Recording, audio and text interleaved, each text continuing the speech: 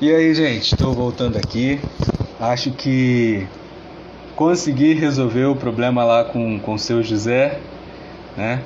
E vou aguardar um minutinho para ver se ele fica online, para nós podermos dar continuidade aí à nossa live, né? E eu acho que agora as possibilidades de nós conseguirmos são maiores, né? Aproveitar pelo menos esses 40 minutos que nós temos aí, né? Agora não mais 40, porque começou tudo de novo. Aí, seu José entrou. Vamos convidá-lo a adicionar. Sejam muito bem-vindos novamente. Ó, o seu José aí. Conseguimos! Pois é, pois é. Só com uma assessoria, Oi? só com uma assessoria dessa é que dava para alcançar. Tá me vendo aí? Mas a tecnologia, ela dá um nó na nossa cabeça, né? Começar a entender a WhatsApp, o Facebook, né? O próprio Instagram, foi algo que demandou aí uma certa dedicação da minha parte. Ainda não sou o expert nisso, não, mas a ajuda que nós pudermos dar, certamente daremos, né? Beleza. Quero Você dar está o... Oi? tá me vendo? Tô te vendo. É porque eu só estou vendo você, não estou me vendo aqui. Então, mas vamos lá, Quero vamos lá. dar... Como é que eu estou aí? Tá Bem bem, tá bem. visível? Tá Tá dando bom. para ouvir, tá dando para ouvir. Tá tudo certinho. Quero pedir o pessoal aí, né? Dar o joinha se vocês estão escutando o seu José. Nós estamos aqui hoje, né? E hoje, seu José, eu estava falando que nós vamos bater um papo de algo que é muito importante, é um assunto muito pertinente, né? E eu já dei boa noite. Obrigado, Aline, pelo seu feedback. Eu já dei boa noite para as pessoas, né? E quero dar um espaço aí para o senhor cumprimentar as pessoas, dar o seu boa noite, se apresentar, né? Dizer aí das suas competências.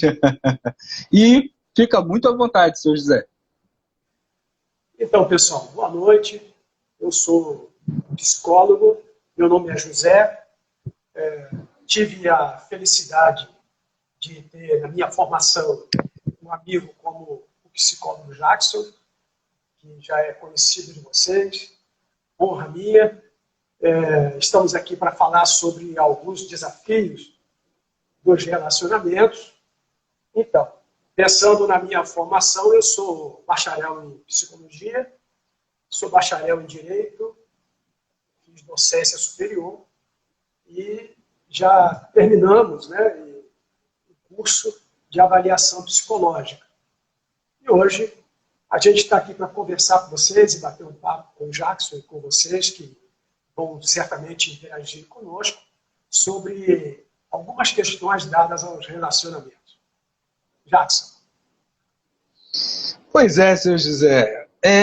Questões familiares, relações familiares, relacionamento, eles são sempre complicados, né? A palavra complicação, nesse caso, ela não quer dizer que eles são impossíveis, mas que nós temos problemas sempre. O problema da convivência, ela é inerente à vida. Então, quando nós pensamos nesses desafios, né, como que nós lidamos com ele? Qual seria a ideia principal, o princípio a introdução desse assunto? Pois é. Eu vou abrir aqui um parêntese com licença aí, né, todos os nossos internautas e com a sua licença, para falar primeiro sobre o mês que a gente está vivendo, que é outubro, que é um mês bastante significativo, haja vista que Hum. A questão do Outubro Rosa vai incidir diretamente nas famílias por conta do adoecimento, pela uma possibilidade de uma mastectomia, né, que é a retirada da mama, que também pode atingir tanto mulheres quanto aos homens. Então, quero pensar que nesse momento em que a gente está pensando na família, pensar também neste momento de prevenção, porque prevenir ainda claro. é o melhor remédio. Né? Prevenir sempre vai fazer com que a gente possa detectar uma situação que pode ser evitada para que a gente não chegue a estar, assim, até chegar a ponto de perder a vida. Né? Então, exatamente. convidar os nossos internautas, as nossas internautas, para não esquecer de fazer o exame das mamas, né? Os nossos amigos, os homens, quase não se fala nos homens, né? Por conta exatamente. da de mama. Então, quero destacar esse momento aqui para convidar os nossos amigos para não descuidar. Né? Toda ação preventiva vai impedir que alguma situação mais grave aconteça na vida da gente. Com relação à família, o início da família se deu há muito tempo. Antes de nós, a família já existia, e depois de nós, a família vai continuar existindo. Exatamente. A gente sabe que o homem e a mulher, de repente, se olham, parece que surge alguma questão assim muito particular entre esta pessoa e aquela outra, e a partir daí as histórias que eram distintas, que eram completamente separadas, acabam achando um viés comum, e essas pessoas acabam se unindo, acabam ficando um pouquinho juntas, se conhecendo um pouquinho melhor. Às vezes esse conhecimento pode se aprofundar um pouquinho mais, a ponto de acontecer um noivado e um casamento, não necessariamente nessa ordem, né? Porque tem gente que já pula o noivado, já vai direto para o casamento, mas o início do relacionamento ele vai se dar geralmente entre duas pessoas que têm algum tipo de afeto, né? E este afeto vai fazer com que elas se aproximem cada vez mais. Sim. Uma pois outra é. questão... por favor, pode falar. Nós temos hoje, né, para além das questões dessa estrutura familiar, nós temos hoje novas famílias, né, senhor José? Nós temos famílias que são os casais que são homoafetivos, né? Então, sejam eles do sexo masculino ou do sexo feminino, né? Tanto um quanto o outro podem formar casais entre si e estabelecem família e têm os mesmos problemas que uma família de um casal heterossexual, né, tem. Então, mesmo com essa pluralidade que nós temos hoje, de possibilidades de família, né, temos ainda família que não se constitui de um casal, mas se constitui ou do pai e seus filhos, ou da mãe e seus filhos. Né? Então, essa pluralidade toda, ela também comporta todos esses conflitos, né, que nós vamos tratar aqui. E quando nós olhamos para essa família, com que olhar que nós devemos olhar? Então, a gente vai pensar ainda também nas questões das famílias homoafetivas, que eles podem constituir filhos tanto por conta da geração de filhos, no caso do casal do sexo feminino ou de mulheres, né? Ou, se for homoafetivos do sexo masculino, usando aí, inclusive, barrigas de aluguel, né? Pessoas, faz parte também dessas dinâmicas, né? A exatamente. artificial. né? A inseminação artificial também tem dado novos horizontes para o surgimento destas famílias, inclusive aquelas famílias que, por algum motivo, não puder ter filho, né, naturalmente, pela via natural, pode também, pela inseminação, ter filhos. Eu acredito que, ao lidar com pessoas, né, tem um texto aí que não é meu, não me lembro de quem é que disse, que ao tocar numa vida, numa pessoa, numa alma, que a gente seja somente mais uma pessoa. Então, os relacionamentos, eles têm umas características bem especiais. Eu separei aqui um texto de um autor chamado F.V. Rúdio, de 1980, que diz assim: a vida é força positiva que constrói o indivíduo. Todos os recursos de que alguém precisa para o seu desenvolvimento encontram-se nas experiências que ela oferece, a vida. Saber reconhecer-se nas experiências e aproveitá-las convenientemente é o mais fundamental que cada um dispõe para alcançar suas próprias realizações. Pensando nessa assertiva, todos nós, constantemente buscamos o nosso crescimento pessoal, a nossa autorrealização. Sim. Nenhum casal, nenhuma pessoa que se reúne com o outro para formar uma família deseja viver os conflitos. Mas os conflitos fazem parte desse relacionamento, fazem parte da vida das pessoas, porque eu conversei com você, né, e falei sobre a questão de um ponto de vista é a vista de um ponto. Né? Isso aí. Não é meu. Né? É o Leonardo Bock que fala, é um texto dele. Pois é, e aí o que acontece? As pessoas, quando se reúnem, elas vão procurar trazer para esse relacionamento o melhor de si. Só que o melhor de si, muitas das vezes, vai encontrar alguns obstáculos, vai encontrar algumas situações que pessoas têm pontos de vista diferentes. Exatamente. Tratei um casal onde os dois tinham um objetivo. Qual era o objetivo? Os dois queriam ficar juntos. Mas eles tinham uma opinião completamente diferente. Num certo momento, o marido exerceu uma pressão muito forte na mulher e ela, eu estou dizendo mulher, mas poderia ser, né, uma pessoa. Sim, claro. Uma mulher. Né? E ele exerceu uma pressão tão grande que ela preferiu sair dessa relação do casamento. E ele disse que não podia ficar sem essa pessoa. E ele foi lá e conseguiu reconquistar, e estavam tratando-se comigo.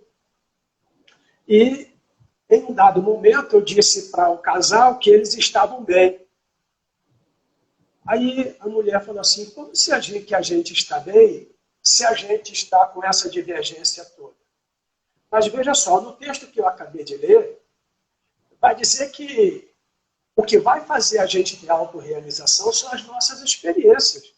E as nossas experiências, elas vão propiciar possibilidades de escolhas para que a gente ache o melhor caminho, para que a gente possa permanecer com o outro.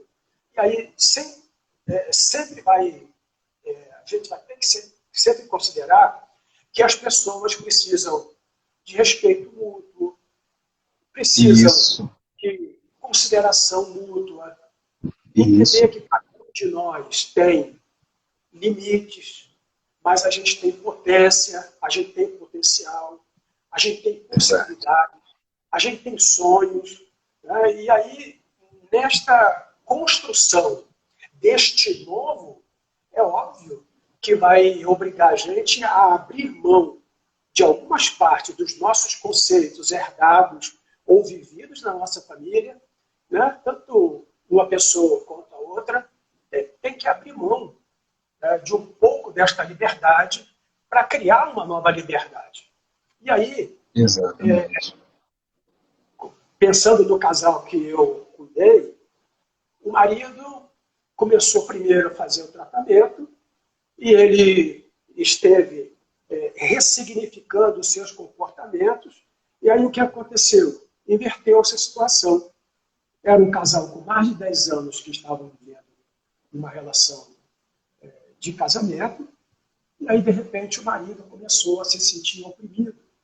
Então, veja que o texto aqui vai dizer que as nossas experiências elas vão propiciar a gente a autorrealização. No caso lá, deste casal, que a experiência deles foi uma experiência que deu algum tipo de pressão, uma vigilância exacerbada por parte do homem, né? Aí fez a mulher, quando ele ressignificou o seu pensamento, o seu temperamento, e aí foi a vez dela pensar toda a mágoa, todo o sofrimento, toda a sua angústia durante quase 10 anos que estão casados. Então, nesta construção, deste relacionamento, sim, vale a gente pensar que há necessidade da gente abrir mão de uma parte da nossa liberdade. Por favor, Jackson. Pois é. A frase que o senhor citou no início da sua fala é do Jung, né? Conheça todas as teorias, domine todas as técnicas, mas ao tocar uma alma humana, seja apenas outra alma humana. Essa frase, ela é bem bonita e ela retrata muito bem aquilo que o senhor falou, né? E quando o Goff ele fala que todo ponto de vista ele é a vista de um ponto, nesse texto ele traz essa ideia de que as pessoas, quando elas leem, o sentido que elas dão àquilo que elas leem tem a ver com o olhar que elas têm de si e com o contexto social que elas vivem. Então, na verdade, quando o senhor traz essa primeira reflexão, né, o relacionamento ele também vai tratar desse olhar que eu tenho de mim e do contexto social no qual eu estou inserido. A partir desses dois fatores, vai estar se constituindo aí a minha forma de relacionar, tanto comigo quanto com o mundo, né? Quero dar uma boa noite aí a Francis Lene, que chegou, Rafa Band também. Ótima noite para vocês, sejam muito bem-vindos, tá? Sintam-se à vontade para perguntarem, fiquem muito à vontade. Então, seu José, é possível nós olharmos a família tomando uma outra família como referência? Pois é. Todos nós temos uma construção e esta construção faz parte da nossa história. E aí eu vou pegar um pouquinho da sua fala, porque você inseriu aí no seu comentário a questão do grupo social onde a pessoa está inserida. Então, não dá para a gente olhar para uma família e dizer que todas as famílias são iguais, porque não cabe, né? Não cabe uma família ser igual a outra, porque as vivências são diferentes, as avaliações são diferentes, as construções são diferentes. E quando a gente estuda genograma, principalmente, que é o genograma, geralmente quem faz genograma é o pessoal do TCC, mas eu fiquei bastante interessado em pensar no genograma, porque o genograma ele vai fazer com que a gente olhe para a nossa família atual, sempre com base nas famílias que nos antecederam, da nossa linhagem. E quando a gente faz o genograma, a gente vai olhar que alguns aspectos do avô, do bisavô, do tataravô, eles acabam desaguando na gente. Eles acabam se repetindo na vida da gente. E aí a gente não pode fazer esta leitura comparando todas as famílias. Eu tratei de uma família numa certa ocasião em que falei sobre essa questão, fui buscando perguntas, pessoas, né? Tentei fazer um genograma muito simplificado, e aí, de repente, eu descobri que esta família tinha uma descendência, que era uma descendência portuguesa e uma descendência indígena. Olha só, Sim. duas nacionalidades, ou dois povos, ou dois grupos étnicos completamente distintos. Um era muito fechado e o outro era, vamos dizer assim, muito beberrão. E isso trouxe uma situação que foi desaguar na família que eu estava atendendo, e alguns aspectos que foram verificados nos antepassados foi se verificando que havia uma reincidência de alguns aspectos das outras famílias. É como dizia a doutora Sônia Ambrosino, né? A gente acaba repetindo, e ela usava a expressão, né, como bate e estaca, sempre no mesmo lugar, né, repetindo algumas questões que a gente veio herdando dos nossos antepassados, a gente faz essa ressignificação. Então, não dá para a gente olhar para as famílias e dizer que todas as famílias podem ser comparadas umas com as outras, porque psicologicamente todos nós temos a nossa estrutura psicológica. Já temos aí toda a nossa construção de ser humano, que é bastante particular, né, que é bem individual. Né? Então, não dá para a gente pensar nas famílias e comparar as famílias. Se a gente pensar, por exemplo, numa família que a gente vai chamar assim de uma família que tem uma condição financeira boa, esta família vai ter um relacionamento de estarem juntos no casamento, que é diferente das famílias mais simples, que não têm tantos recursos. Né? Então, essa classe média que tem algum tipo de recurso trata diferente os seus filhos. Os seus relacionamentos também são diferentes. E os relacionamentos das pessoas mais humildes, assim, eles trazem mais aproximação. Quando eu digo aproximação, porque às vezes a casa é pequena, o espaço geográfico onde moram também é um espaço bem limitado, e aí, de alguma maneira, eles precisam estar perto. Então, realmente, não dá para a gente parar as famílias. Pois é, um outro tipo de comparação que nós olhamos muitas vezes, né, e fala, poxa, mas a família de fulano é muito mais legal que a minha, a família de ciclano é muito mais bem estruturada do que a minha. O Karnal, em uma das palestras dele, ele comenta sobre o Natal na casa dele, e ele fala que começa a preparar a festa de Natal, que é uma festa que ele gosta muito, com meses de antecedência, para que quando chegar, né, na data, no Natal, eles possam ter uma festa boa, uma festa agradável, uma festa que seja uma festa que traga boas lembranças. Então, nós entendemos, a partir dessa fala dele, que ter ou não uma família boa não está muito baseado nesse critério de comparação, mas no trabalho que nós temos para que esse ambiente ele se instaure, né? Eu penso que nós precisamos trazer um pouquinho para nós a responsabilidade de fazer com que a família dê certo. Então, estando num barraco no alto do morro ou num apartamento em Ipanema, cada um dos membros dessas famílias traz consigo a responsabilidade de tornar esse convívio agradável, para que funcione como de fato uma família precisa funcionar. E eu acho uma outra coisa muito interessante é que não adianta ser uma pessoa só. Nós precisamos da cooperação das pessoas. Então, convidar essas pessoas a nos ajudar a transformar esse ambiente num ambiente melhor é também uma arte que nós precisamos desenvolver para que as coisas possam fluir.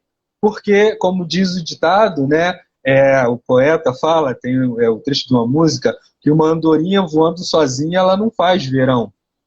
Então, para além do esforço de manter a família unida e esse ambiente familiar um ambiente agradável, é preciso que nós consigamos trazer conosco, agregar todos os que estão ali participando daquele espaço, para que nós possamos, sim, a partir daí, criar um ambiente bacana, né? Nós vivemos aí numa sociedade pós-moderna, multifacetada, com valores fluidos e identidade quebrada. Eu queria que o senhor comentasse aí um pouquinho sobre essa ideia. Antes de falar sobre isso, eu quero só pensar aí na questão da família, que você falou assim de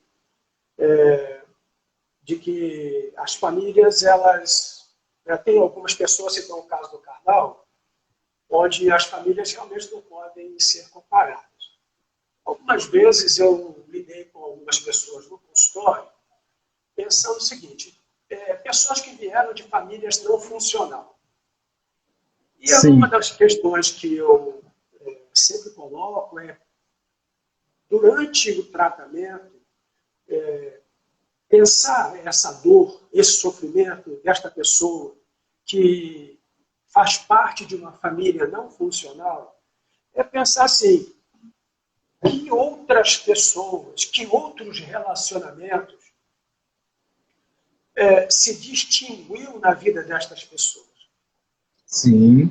E inclusive, um paciente adolescente que eu tenho, não tive, mas tenho, pensando nesse ponto, aí ela disse assim, o meu parente, o meu tio, trata muito bem a minha prima, e eu gostaria que esse tratamento também fosse dado a mim. E aí eu fui trabalhando com esta pessoa, que esse tio e esta prima é uma referência.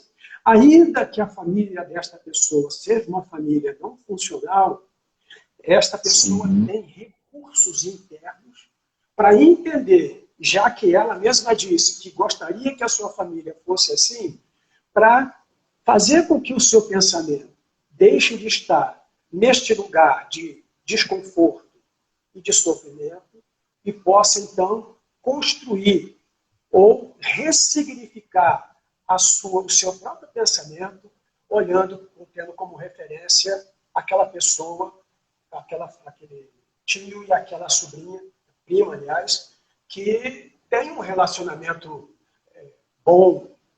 Então, eu acho que é legal pensar essa questão, porque não dá para a gente desconsiderar de que nós precisamos usar todos os recursos psicológicos que a gente tem e que o ser humano tem para lidar com a diversidade.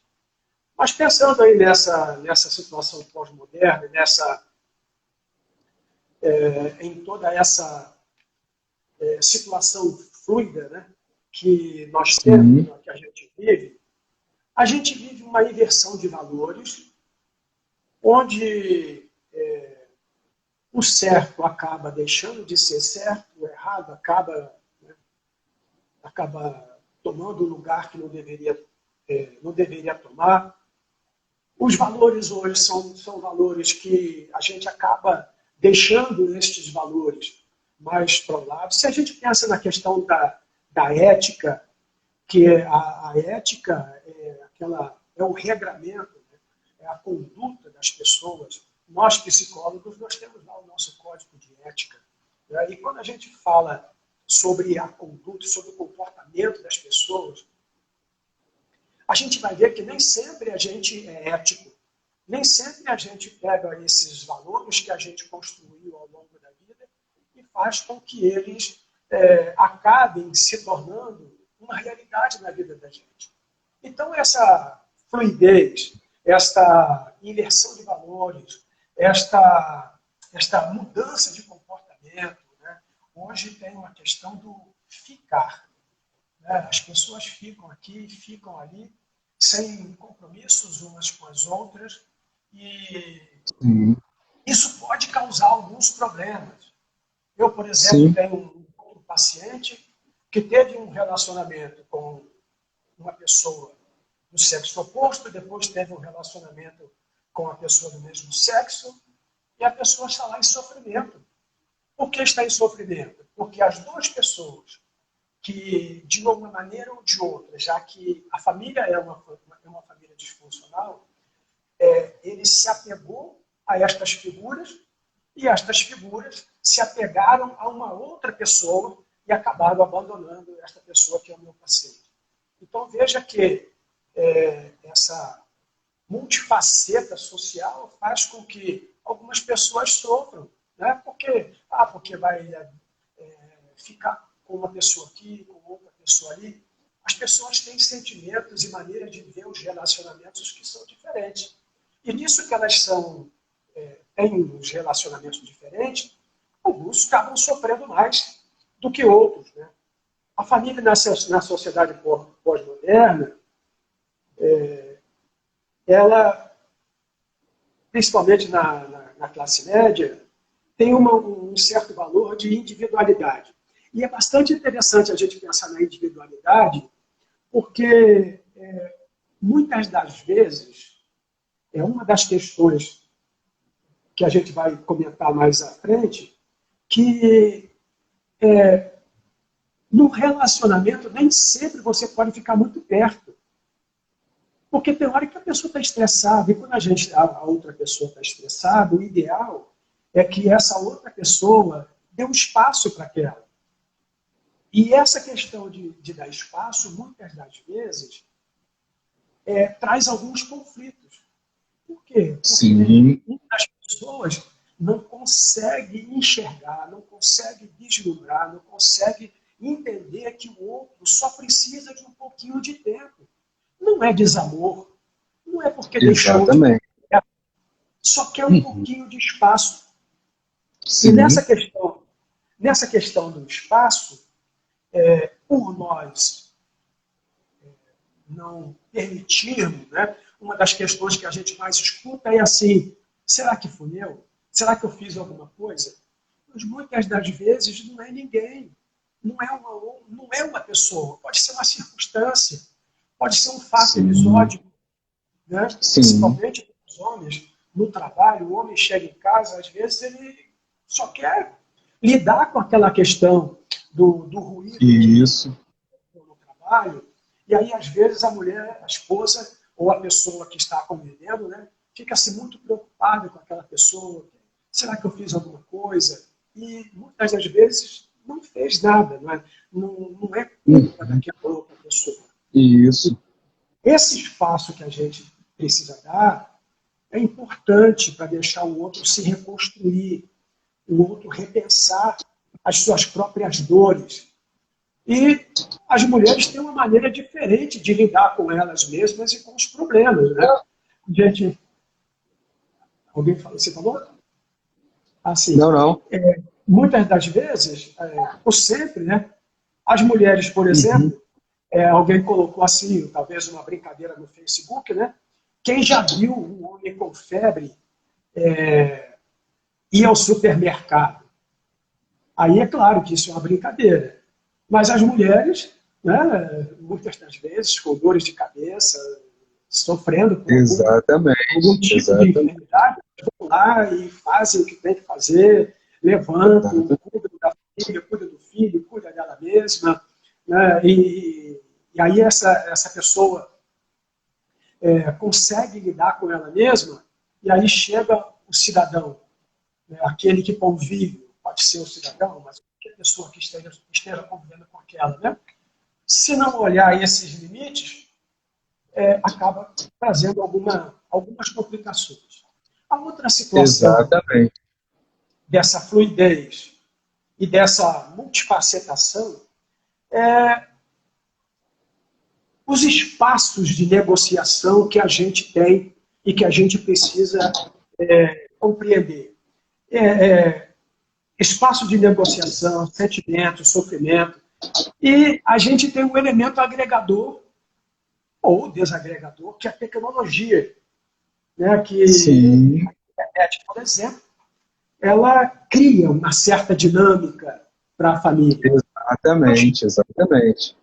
Os filhos não podem ir para os espaços públicos por uma série de situações.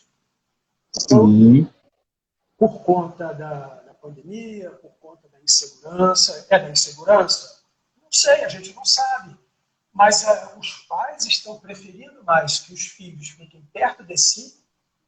E aí, Isso. os jogos, a interação social, os Sim. amigos, né, tudo isso fazendo parte deste aprendizado, desta nova possibilidade que surge para as pessoas dessa situação pós-moderna que a gente está vivendo. Pois é. O senhor tocou aí em várias questões que eu considero importantes. Uma delas é que o relacionamento familiar, quando ele não é saudável, ele cria dependência. Dependência de sentimentos, né? A pessoa acaba muitas vezes tornando-se uma pessoa carente. E aí, quando ela busca esse apoio no outro e não tem esse apoio, existe o sofrimento, né? São pessoas que criam expectativas com facilidade. De repente, ela está se relacionando com alguém que, na verdade, só quer mesmo estar ali, curtir o momento, enfim, e depois daquilo não tem mais nada, e ela está criando, né, alimentando a expectativa de um relacionamento duradouro, de ter alguém com quem ela possa contar, alguém em quem ela possa se espelhar para crescer, para se desenvolver, né? Então, quando nós não temos essa base familiar de forma que essa estrutura seja boa o suficiente para nos constituir, nós corremos o risco, sim, de nos tornar ou de termos em nossa sociedade pessoas que são extremamente carentes. Carente de carinho, carente de afeto, carente de amor, carente de um porto seguro, porque elas não tiveram essa oportunidade e acabam esperando isso do outro. E isso é ruim, porque acaba fazendo ela sofrer e algumas vezes fazer o outro sofrer também. Porque não é a nossa intenção fazer a pessoa sofrer, né? Muitas vezes nós sofremos com o sofrimento do outro. Então, isso é uma coisa muito interessante. Outra coisa que eu acho que vale a pena destacar e voltar no assunto é a questão dessa nova configuração do relacionamento dos pais com os filhos. Quando o senhor diz que isso tem mudado e que os pais preferem os filhos perto de si por questões de segurança, né, por questões de que, muitas vezes, a rua é um ambiente que não propicia a segurança mesmo que a criança necessita, né? Ela está correndo risco de ser atingida por uma bala perdida, dependendo da onde ela esteja, ela está correndo risco de tantas outras coisas, né? De alguém vir e violentá-la de alguma forma. Então, mais uma vez, nós temos aí a sociedade tendo um papel fundamental no desenvolvimento desse ser humano que está se constituindo, na relação do pai com esse filho e também na relação desse casal. Porque se uma vez que o filho está sempre em casa, o filho ele cria uma demanda, né, pela atenção dos pais e dar conta dessa demanda muitas vezes também se constitui num problema. Eu quero dar uma pausa aqui muito rápida e cumprimentar as pessoas que estão chegando, que estão cumprimentando. Boa noite para vocês, sejam bem-vindos, tá? Aproveitem, porque o bate-papo aqui tá bom, né, seu José? Então, vamos caminhar, que tá faltando aí 20 minutinhos. E qual é o padrão relacional dessas famílias pós-modernas? Pois é. Antes de falar da família pós-moderna, desse padrão, vamos pensar também nessa questão aí dos pais e dos filhos, porque a gente tem um outro desafio, não é, Gerson? Qual é o desafio que a gente tem? Um grupo de pais esteve muito longe dos seus filhos durante um certo momento, durante um certo período. Sim. Cada um nos seus afazeres. Com a inserção da mulher no mercado de trabalho, cria uma nova demanda. Qual é a demanda? Que mudou, né?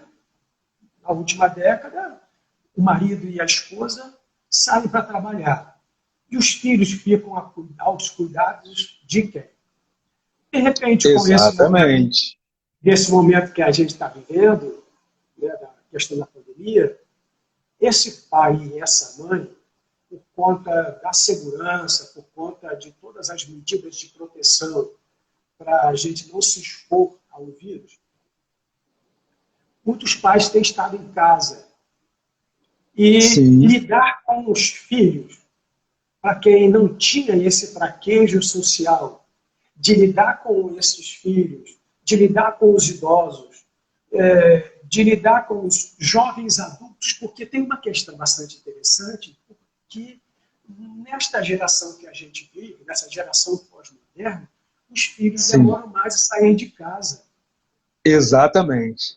A quem cabe o ônus da permanência desse jovem adulto dentro de casa? E isso gera alguns tipos de desajustamento. Eu costumo dizer para os adolescentes, e muitas das vezes para os pais, dizendo assim, a gente ensina os filhos, dá a eles certas regras, e as primeiras pessoas com quem eles vão testar as regras que a gente ensinou para eles, é a gente. E isso vai gerar o tal do conflito de gerações.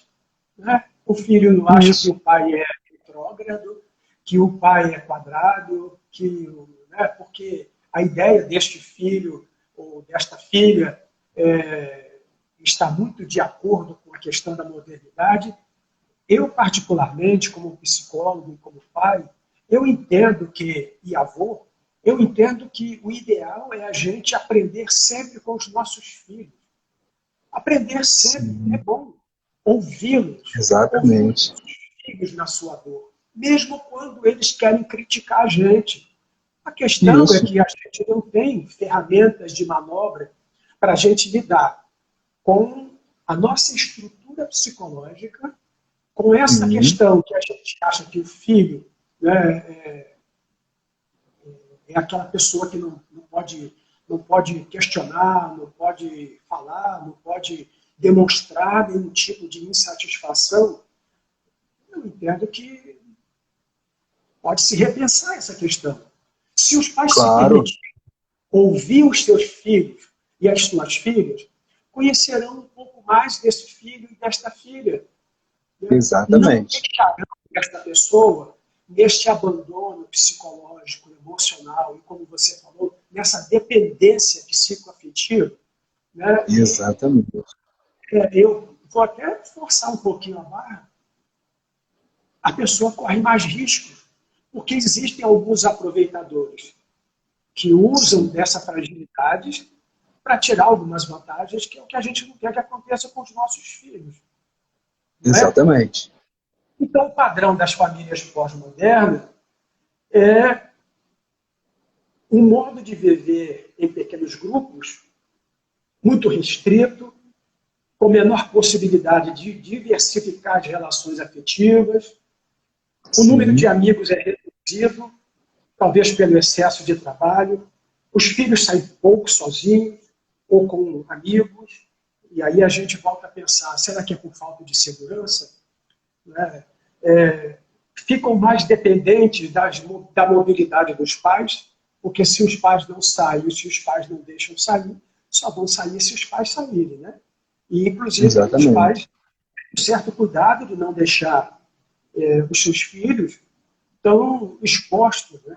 A gente lidou aí no ano passado e no ano atrasado, a gente ouviu falar muito sobre a questão do bullying e sobre Sim, os efeitos negativos que o bullying produz nas pessoas, inclusive chegando a oferecer situações em que o óbito fez parte deste relacionamento de bullying.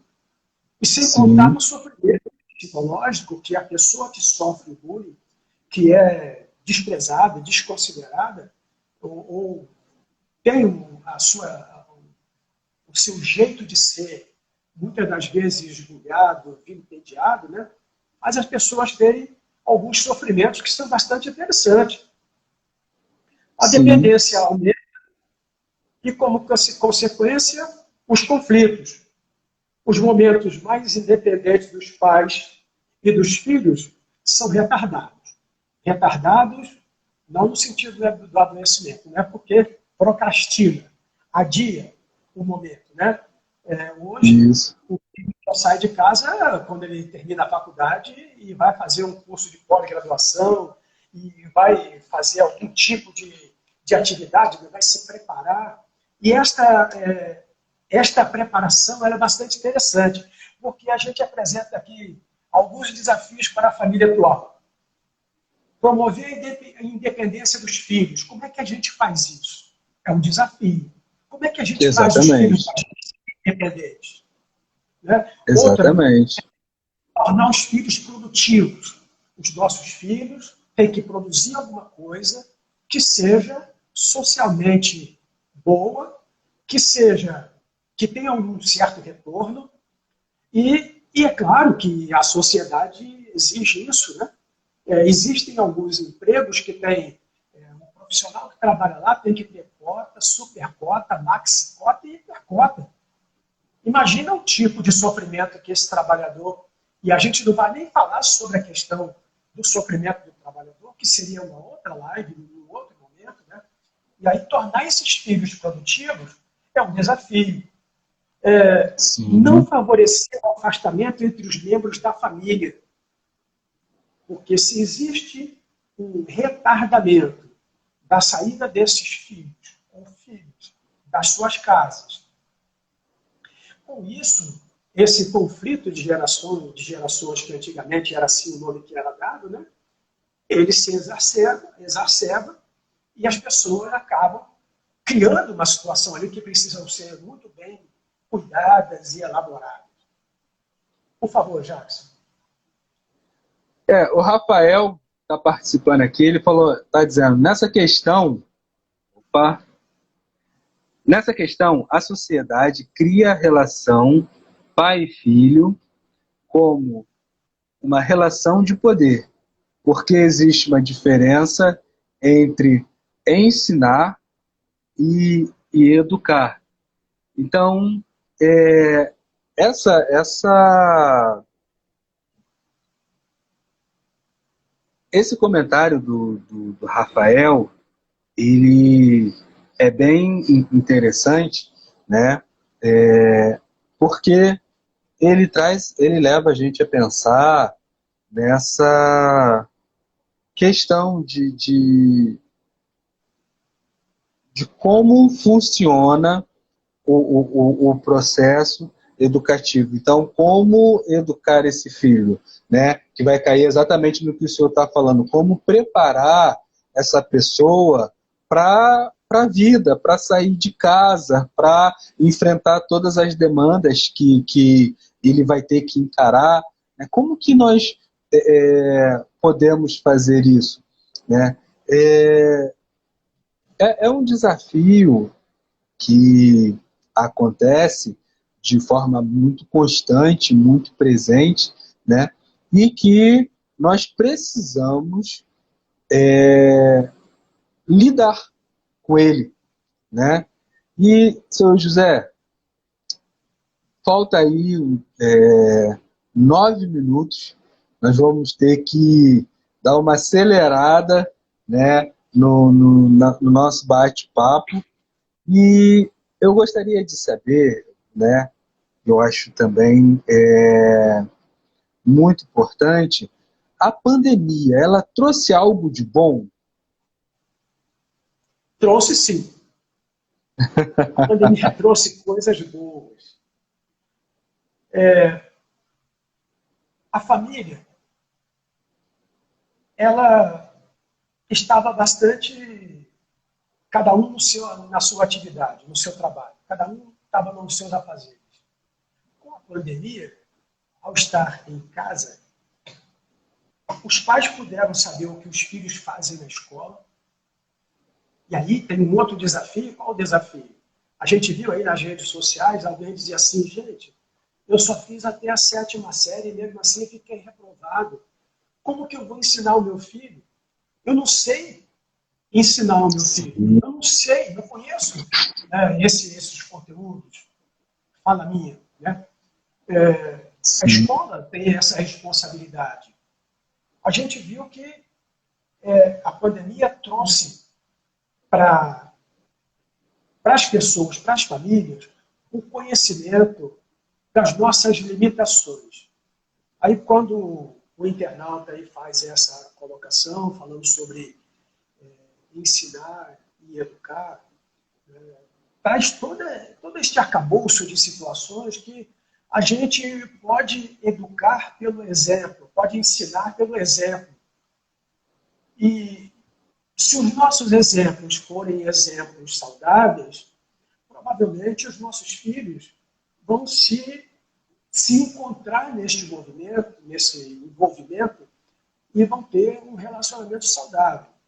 Uma outra questão que a gente vai considerar é que os pais não sabem ensinar português, geografia, ciência, história, o que mais? Educação física, em algumas escolas, educação religiosa,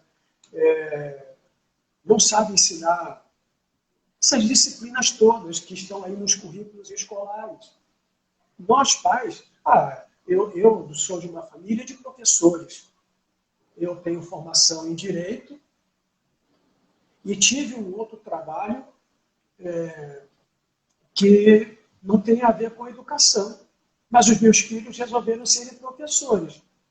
Mas eles sabem história. Eu tenho um filho que é professor de educação física, um que é professor de matemática, minha esposa é professora de português. Sabem um pouquinho de cada coisa, até sabem, mas têm competência para ensinar todas as disciplinas? Claro que não. Então, a pandemia trouxe para as famílias esse entendimento. E também, eu atendi pacientes online, que ele estava em casa e trabalhando, quer dizer, a esposa e os filhos, sabendo que tipo de trabalho o marido fazia no seu local, lá onde ele estava. Exatamente. Casa. Então, isso, eu acredito que isso foi uma coisa bacana, né? Para as famílias. Uma outra questão é que as famílias também se fortalecem no conflito. Se existe um conflito, o conflito não é para destruir. O conflito é um momento antagônico, é um momento de reflexão e que geralmente a gente vai procurar um viés, né, para a gente se encaixar. A gente tem a questão do desemprego. Algumas empresas reduziu o salário, reduziu carga horária e outras pessoas também perderam o emprego. Né? Mas estas pessoas que tiveram estas perdas, a maioria delas não ficou sem fazer nada. Algumas dessas pessoas foram lá buscar uma possibilidade, né? Isso. Uma situação mais favorável. E outra coisa, o envolvimento dos membros da família. Né? À medida que os membros da família se envolvem numa situação qualquer, fica mais leve as questões, né? Dilui, né? Fica mais tranquilo. Né? Eu acho que é importante nós pensarmos que a pandemia, em hipótese alguma, ela é boa. Quando nós falamos de alguns benefícios que ela pode ter trazido consigo, nós não queremos dizer que nós vivemos um bom momento. Perder ente querido nunca é bom. Existem pessoas que estão no sofrimento que nós não conseguimos imaginar. Muitas adoeceram devido o isolamento social. Adoeceram, inclusive, porque no isolamento social não tiveram uma família com quem pudesse compartilhar. Elas tiveram que ficar sozinhas, isoladas. Então, em virtude disso, adoeceram. Muitas pessoas adoeceram dentro do relacionamento familiar. O número do divórcio aumentou. Então, assim, nós entendemos todas essas questões que são contra, né? Mas nós entendemos também que a pandemia ela deu a oportunidade de unir, de ver, de sentir, deu a oportunidade de entender o outro, deu a oportunidade de ser amigo, de ser parceiro, de trabalhar junto, de fazer coisas juntos, de se reinventar, de ter que tomar decisões que foram ousadas para mudar, para que elas pudessem se adequar, né, dentro desse novo contexto. Devido ao problema que nós tivemos no início da live, eu perdi um pouco a questão do horário. Na minha conta, falta 3 minutos para 1 hora, para que a live acabe. Sendo assim, para que nós não ocorramos risco, eu quero dar o espaço ao senhor de fazer aí as suas considerações finais e agradecimento. Agora só faltam 2 minutos. Então, quero agradecer a você pela oportunidade de partilhar um pouquinho desse conhecimento, de aprender um pouquinho com você, né, e de ver a participação dos nossos internautas, porque essas participações são bastante interessantes, são boas demais. Pensar também que estas famílias elas podem se reinventar, que elas podem reconstruir o novo a partir destas situações que todos nós estamos vivendo. Tem pessoas que, por exemplo, ficaram isoladas, mas elas já estavam isoladas antes, não por conta da pandemia, né? Mas já fazia parte da sua estrutura. Eu conheço pessoas que dizem assim, gente, para mim não mudou nada. Eu sempre fiz o meu trabalho neste espaço, e isso, para mim, é muito bom, eu poder fazer o meu trabalho de onde eu estou, sem precisar sair, sem precisar me movimentar e sem lidar com essa questão do transcurso até o local de trabalho. Então, eu quero encerrar dizendo para as pessoas, para os nossos amigos, para os internautas, que sempre existe um lado que pode ser um lado de um conhecimento mais rígido, tem um outro lado que pode ser de um conhecimento mais flexível, mas existe o meio intermediário, né? Como é que eu posso lidar com as situações que eu tenho vivido e que é a sugestão que eu deixo para cada um de nós? Achar esse ponto intermediário, nem muita rigidez, porque rigidez é morte, e às vezes flexibilidade ajuda a gente a sermos mais sociáveis, mais agradáveis, né? E outra coisa, a gente precisa aprender a lidar com os nossos comportamentos e com as nossas atitudes, fazendo com que nós sejamos mais saudáveis, né? Exatamente. Alguns casos que eu vi, eu não me perdoo. Perdoem-se sempre, né? Entenda que os valores que a gente tem neste momento, às vezes são valores muito rígidos, muito severos. Não seja severo com você, né? Não seja severo com as suas atitudes, mas repensem repensem os seus pensamentos. Os pensamentos a gente não tem como evitá-los, né? Mas a gente tem como selecioná-los. Não? Então eu quero que todos nós sejamos bastante felizes e uma boa noite e uma boa semana a todos. E muito obrigado. Eu quero agradecer a todos vocês que participaram, todos, né? Quero agradecer o carinho, quero agradecer a atenção, quero agradecer o senhor, seu José, pela boa vontade que o senhor apresentou de estar batendo esse papo, né? Faltam 30 segundos, o timer aqui já apareceu. Eu quero dizer para vocês que foi muito bom estar com vocês e que eu espero vocês numa próxima semana. Seu José, ótima noite. Tudo de bom para o senhor. Fica muito bem. Você também. Tudo de bom. Tchau, tchau. Tchau, tchau.